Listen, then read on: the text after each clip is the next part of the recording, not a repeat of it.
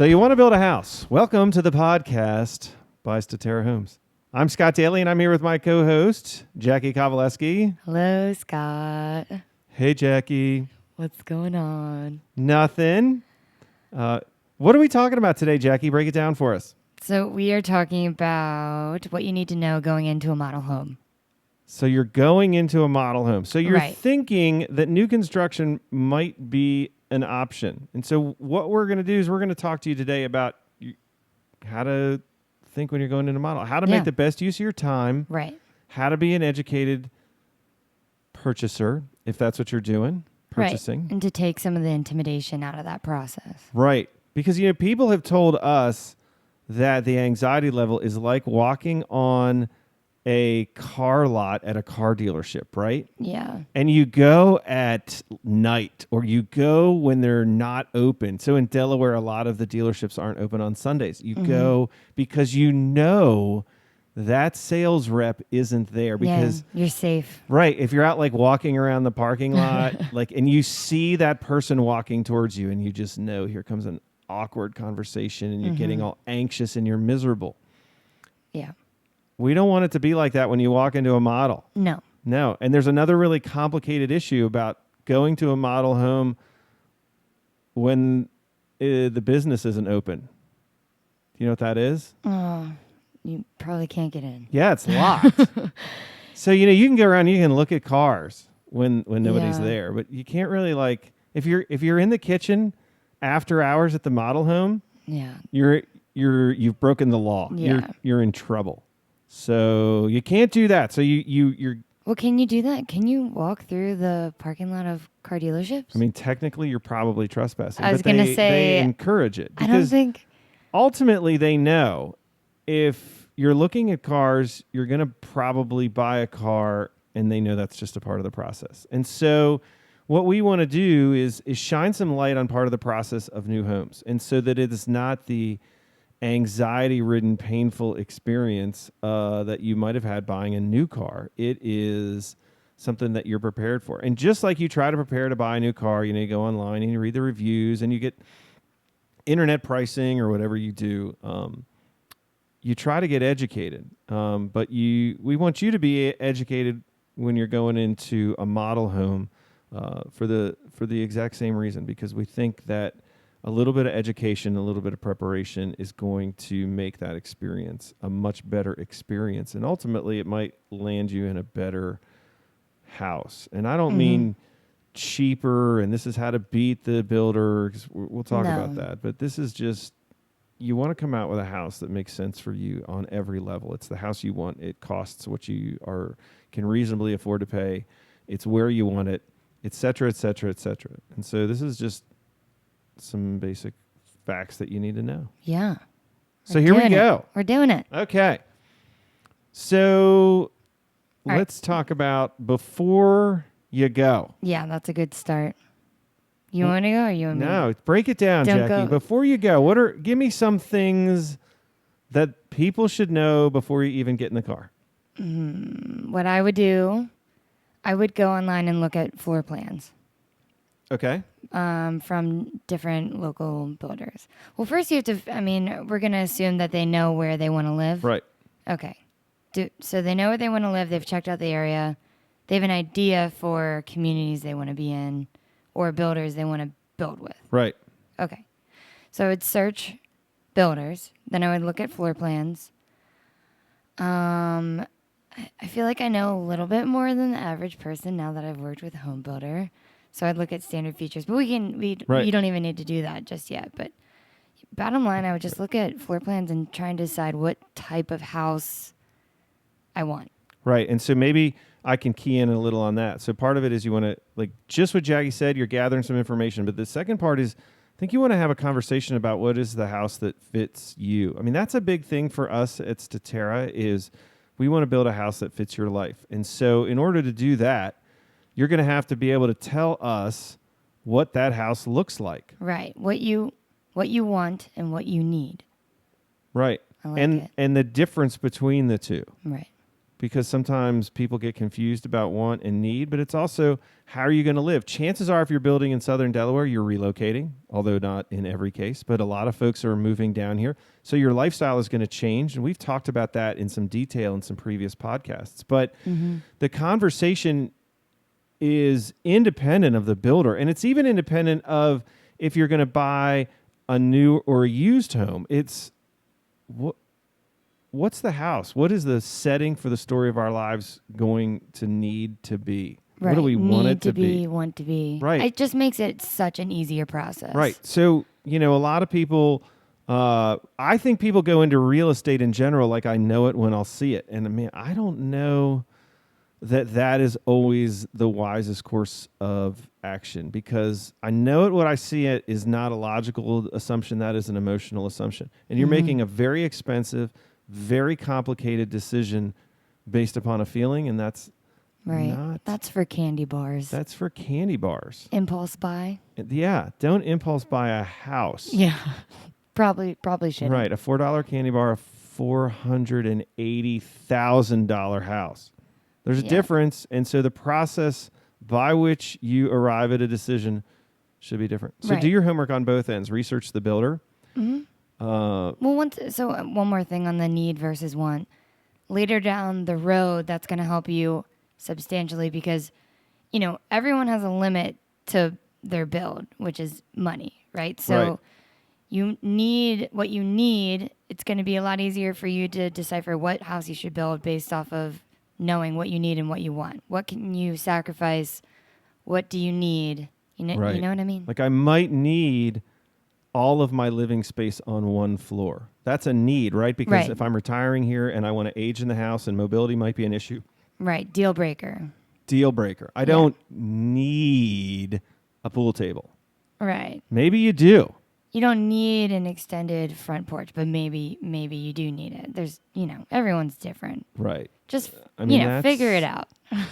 That's a thing. But it is a thing. But that's a conversation that I think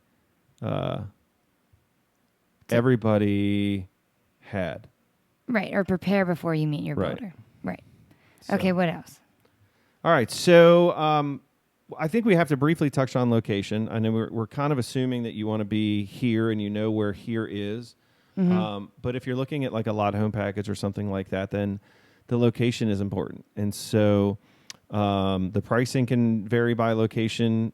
But if you're talking about buying a lot home package in a community, you want to really think through that. Like, what kind of a community do we want? What are we going to do in our neighborhood when we live there? And one other thing that I would do, because a lot of that information about the community you're going to have to learn from the builder. So we're going to talk about that in a little more detail later.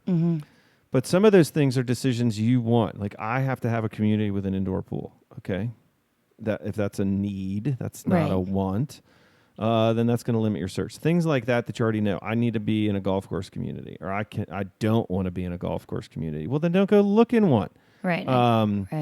But the other things will be like, I would recommend that people, if they like a neighborhood, and they don't have to do this before they go through the model home, but they should do this at some point before they sign a contract. Drive through the neighborhood when the sun has gone down. Right. See you what can't it's like. walk through other people's houses, but you can drive through the neighborhood. And just to know, like, is this a dark community? Is this a well-lit community? Some people don't want well-lit. Some people do want well-lit. Some people want to know if there's a cement factory in my backyard that runs at night, or, some hog slaughtering operation that starts at some, That's what came into your mind? Well, if you've ever smelled a hog farm, you're going to want to know if one is close by. I don't think I want to. I don't want to smell that. Yeah, Good advice. Good advice. This is the point. You don't. Ooh, okay. So check it out. So that's that. So that's just kind of outside. So let's pretend now you're going up to the model. You are driving up to the model. You're parking in the parking lot or the driveway, wherever it is that you park. What do you need to know now? Well, First, well, there's a chance that you're probably shopping around to a bunch of different builders and you're taking a weekend to do this. So you're probably going to make the best use of your time that you can and visit as many builders as you can. And if you look online, a lot of the articles say, take your time, don't go to that many builders at one time. But being realistic, a lot of people will just try and fit it all in. If you're doing that, a really good tool or something that you should do is just take out your phone, take a picture of the exterior of the house, and every model home will have the builder sign, the logo out there. And that way, when you take pictures inside, you will know when your pictures start and stop with certain builders. What do you think? That's a great idea. Okay, great. Right? And I'm so glad I you think like it. So that'll help you keep your head straight. Yeah. If you're looking at a lot of builders, because you're right. I think people are going to come down here and they're going to spend all day, whatever day, looking at real estate. Most people are looking at used homes, they're looking at new homes there. So I think that's important just to keep your information straight as you're doing your research. Right. I think another thing to think about too is understand why a model home is there. And that's a store. Doesn't look like a store, but it is a store. Right. So the purpose of a model home is to sell other homes. And you have to understand that you might be going there to gather information, but the person who is there and the company who has put it there is not looking simply to dispense information. They didn't build a library, they built a model home. So that's important to understand, that you're going into a store. And that's okay, but just keep that in mind, and keep it in mind because it's a store that I think is unlike just about any store that you can ever see, because this store is professionally decorated. Yes. Right? And so you walk in some of these models and they are absolutely gorgeous. And you look at them and you're thinking, I'll just take it. Oh my God, yeah. Pinterest everywhere. What did you say that it was? Live version of Pinterest. A live version of Pinterest. It's like a dream come true. Right. The whole house is social media ready. Yeah. And it's gorgeous and it's beautiful. And here's the irony of it. Most of the stuff that you're falling in love with, a builder doesn't even sell. Right. Well, yeah. Right? So, yeah. You look around and it's beautifully furnished and it's beautifully decorated with all these little trinkets and paint colors and stuff like fixtures. that. Light fixtures. And then if you read somewhere in that model, especially with the larger home builders, you're going to see a little disclaimer that says, hey, there's stuff in this house that we don't sell. There's stuff we've done to this house that we don't even do. Right. And people know that, though. People know that the builder is staging it. They know that it's not for sale. Most people know that it's not for sale. But you still get that emotional reaction when you walk in. Oh my gosh, it blows you away. Yeah. You still know. You right. know that stuff isn't, I guess you could say, air quotes, real. It's not going to come with the house. But it creates an emotional reaction. Right. Do you know that back when the market was really bad, I think it was in California, there was a big builder that actually hired actors to stand around the house like a family. Oh my gosh. So they didn't just stage it in furniture. I would do that. I would feel bad about tricking people. Well, not tricking people, but I don't know what I'm trying to say. That's weird. It's totally an unnecessary job. Which right. maybe makes it so appealing to me. Right. I don't think they do that now, but it was like, we want people to be able to visualize. It's like a little fake family. Little fake family. Oh, my gosh. Who's really better. It would. So for me, and maybe this is my reaction, and it's different than everybody else's, models frustrate me. They kind of make me feel inadequate. They don't get me excited like, oh, I want to live here. They remind me, hey, I can't afford what this thing costs. Oh, so they just stress you out. They do. I love how they look. And then there's the inevitable question is, hey, what would it cost for me to get a house like this? Yeah, and that's really interesting. And you have to think about, so your furniture, how would it look in that house? Right. And my furniture doesn't look like their furniture. Right, yeah. In most cases. And so... To me, that's it reinforces, hey, this is the life you want that's not obtainable. And I'm just going to remind you that it's not obtainable, but you can get 60% of this life if you buy the schlocky one and build it down the street that doesn't have any of these upgrades in it. What do you mean by upgrades aside from, furniture, lighting, props, people? Everything. So this, when a lot of builders will take the model home and they'll put every conceivable option they have, be it structural, be it finishes, whatever, into a home because they want people to see kind of what's possible. And maybe that's just the natural pessimist in me that doesn't see what's possible. It sees what I have yet to obtain. And so, I think the reactions are varied, but I think the key on the model is to walk in and know that they're trying to get an emotional reaction out of you that probably isn't mine. It's probably aspirational. They're probably like, I want to live this way. Sweet, I'm going to buy in this neighborhood because I can live this way. Yeah, opposite of what you... The opposite of me. Mm-hmm. But that, again, I think candy bars are an emotional decision. Yes, they are. Not houses. Right. That was a great analogy. So anyway, so that's just, something to keep in the back of your head. Well, when you're taking pictures, so you take a picture of the outside and then you come inside, do you think the salesperson would be offended if you snap pictures of the inside? I don't think so. I don't think so either. If it'll help you remember. Right. There's probably pictures of a model home, the same model home on all the builders' website anyway. Right. But for you to take them, you kind of have your own, angle, memory. It just helps jog your memory of your experience there. I think that's a great idea. I can't imagine a builder. They might not get it very often, but they're probably going to be okay with you doing it. I would totally do that. Right. And what about, so when you're asking... you're going to get asked questions and maybe you can ask questions as well. But would you bring, I don't know, a phone or you have your phone on you, but write down notes, what's standard. Absolutely. So some of that you realize that if you talk long enough to the sales rep, they're going to hand you that information. Right. You don't need to write it down a list of standard features. They're going to give you a list of standard features, right. The square footage of the house, some of the costs that are involved in the things in the neighborhood. But you do want to ask, especially if you're looking at a lot home package, is this community available? What are the home sites that are available? What are the home site premiums? We've talked about that in previous podcasts.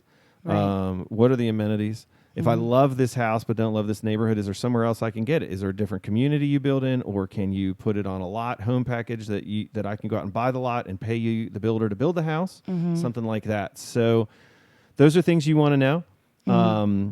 And, again, that amenity thing in neighborhoods, because there's communities in Sussex County that have zero amenities. There's community in Sussex County that have 10 or 15,000 square foot clubhouses that are beautiful and gigantic and fun. Right. But if you're not going to use all that, you're going to pay for it in a neighborhood. And if you want all that, then why would you buy in a neighborhood that doesn't have any amenities? Right. So that's a conversation you sort of have up front and say, before you get in there and go, well, okay, we want this kind of a lifestyle. We need these things to be true of our neighborhood.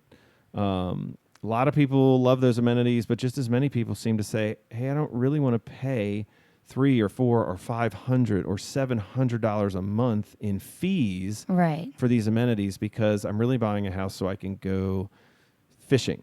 Right. Or they don't want to participate in the neighborhood. Right. So that's something to... be aware of. One more thing they could ask if they build offsite, which you might be able to learn that online before you even go in there. Correct, but they might not be as clear. Yeah, we'll do it. No, we don't do it. But it's worth asking the sales rep. Yeah.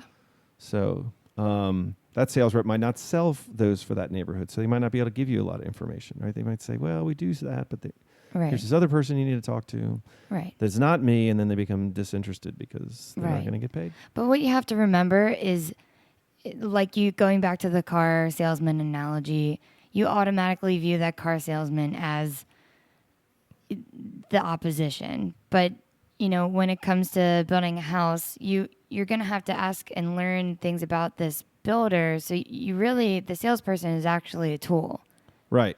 So there's a couple of fundamental differences between the terrorizing used car or new car experience. I feel really bad. There's some used used car salesman or a new car salesman just going like, man, these guys suck because we're just using them. Right, but but I think it's not true to all of them. But the feeling is almost universal, right? Okay, that's fair. So keep in mind a couple of things in cars. Usually the time, and I've heard this from people in the industry, from when you first contact a car dealer to when you make a decision about a purchase is 72 hours.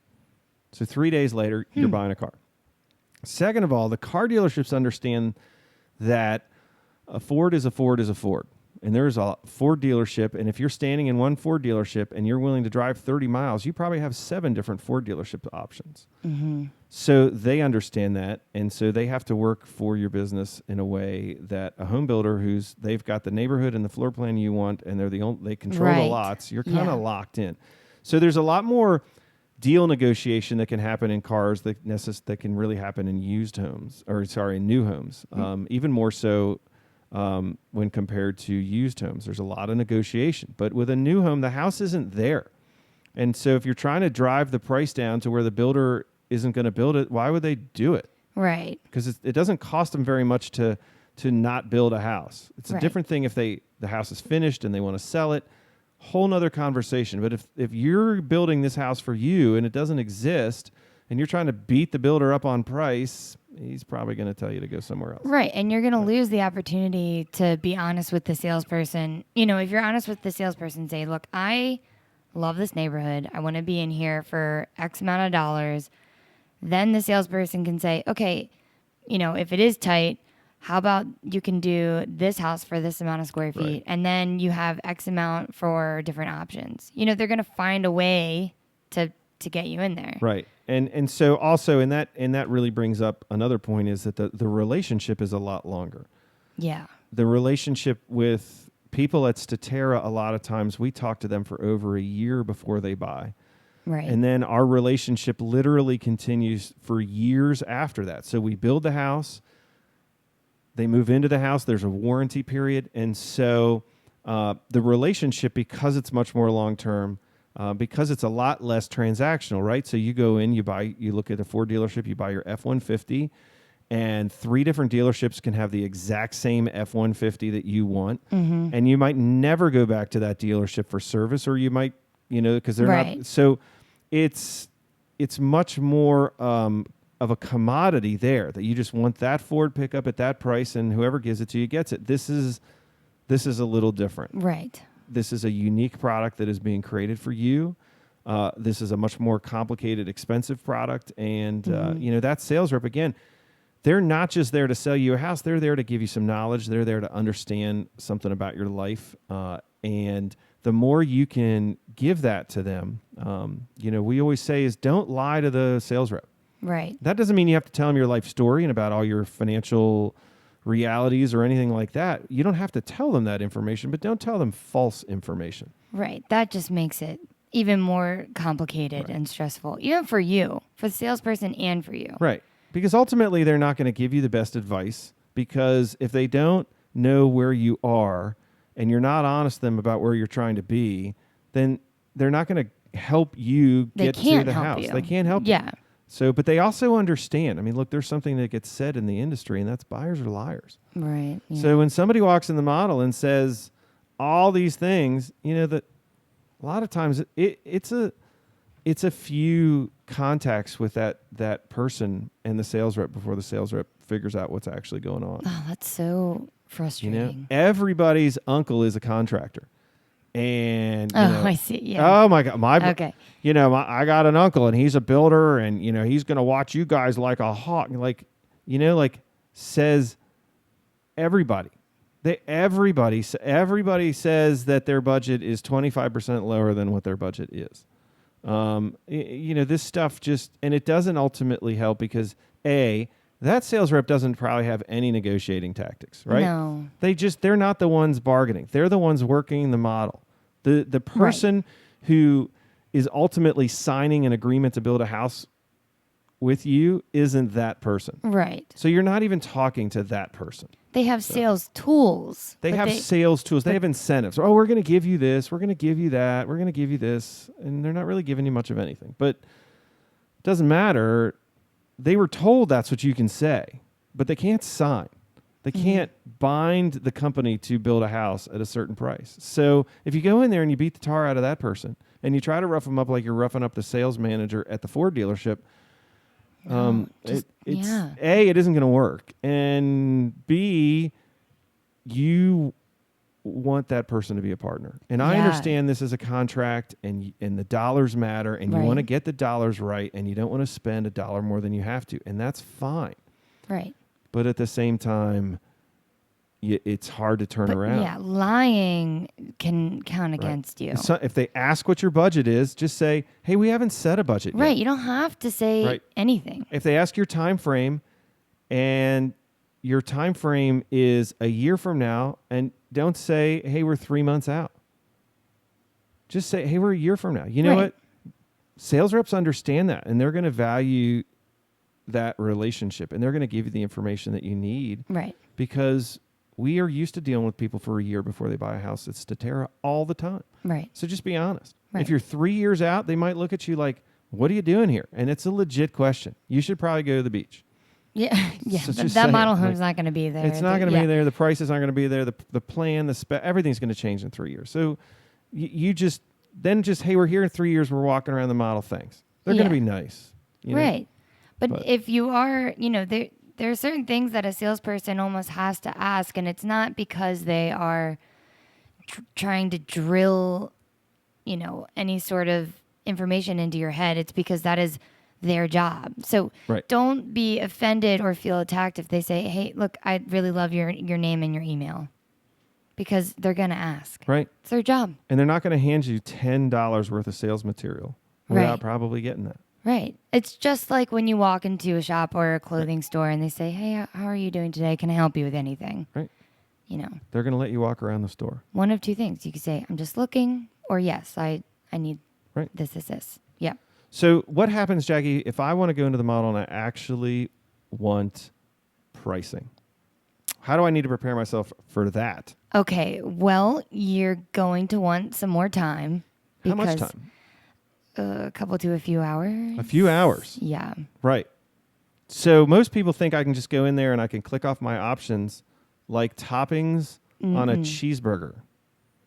And it isn't like that. It's a very complicated cheeseburger. It is. Right. And so if you really want firm, hardcore, this is what the house I want costs types of pricing, you should be prepared to spend a couple of hours. Right. And if you want to be confident in your decisions, you don't want to rush through anything. Right. That's the worst. Then you're just wasting your time. Right. And this is why I'm going to visit 6 builders in a day is totally possible. But then you have to ask yourself, what's the goal of the visit? Am I looking to get that kind of specific information from 6 different builders? You're not going to do that in a day. No. That's a long day. That is the longest. That's kind of impossible. Right.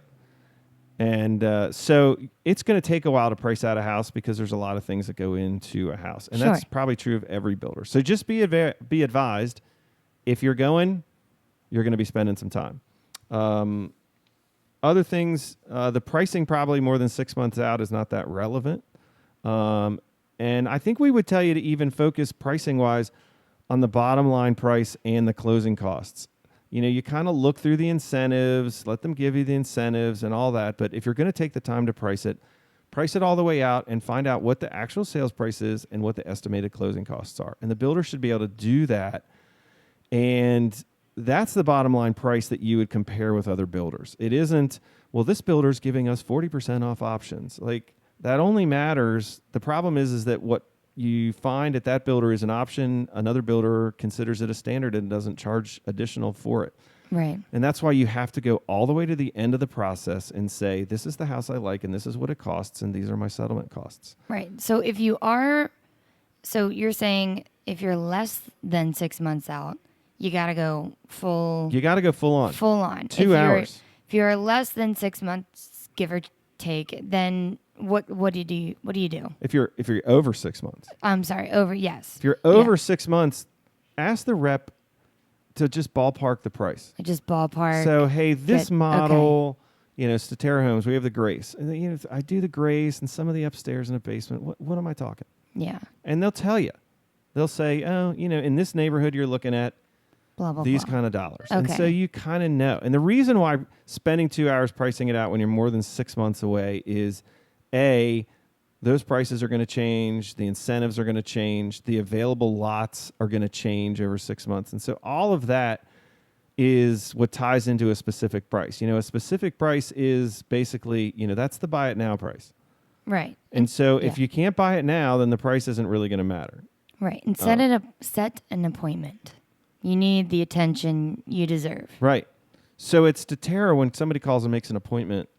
That's a level that says, hey, I'm going to value your time as a sales rep, and I'm going to come in at a specific time, but I also want your attention. And that will get most builders reps, including Statera's, attention to the point where they will not kind of give other people attention. Because you might walk in, decide to pull up your model home, and 3 other couples pull up. And what's the sales rep supposed to do?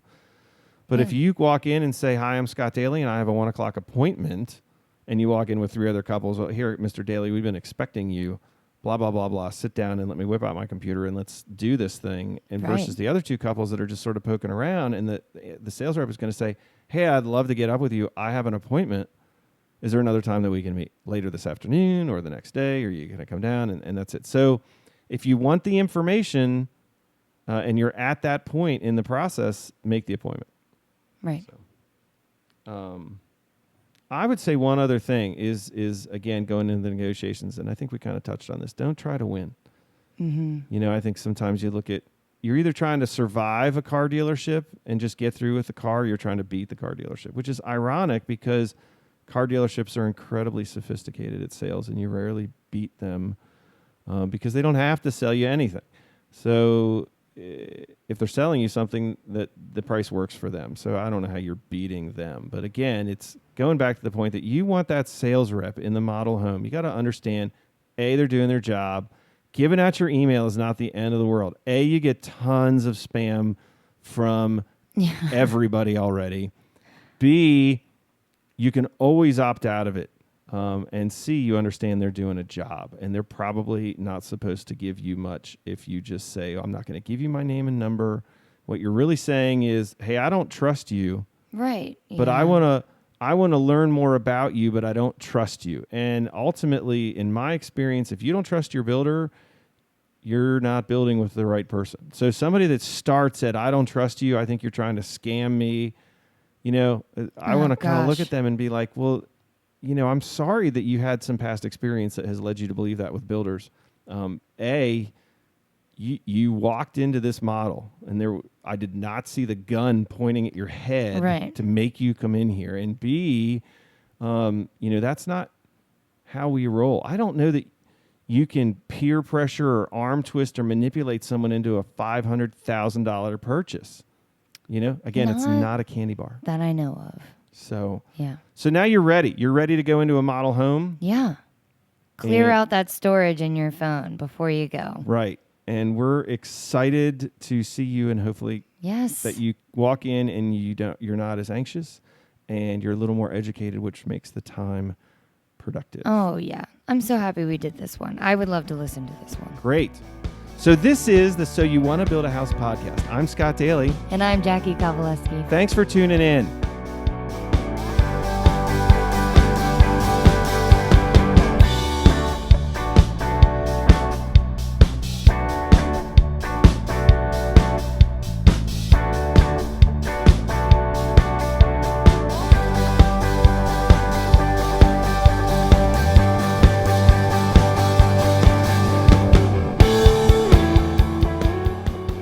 So You Want to Build a House is brought to you by Statera Homes. Statera Homes is a craft home builder in southern Delaware.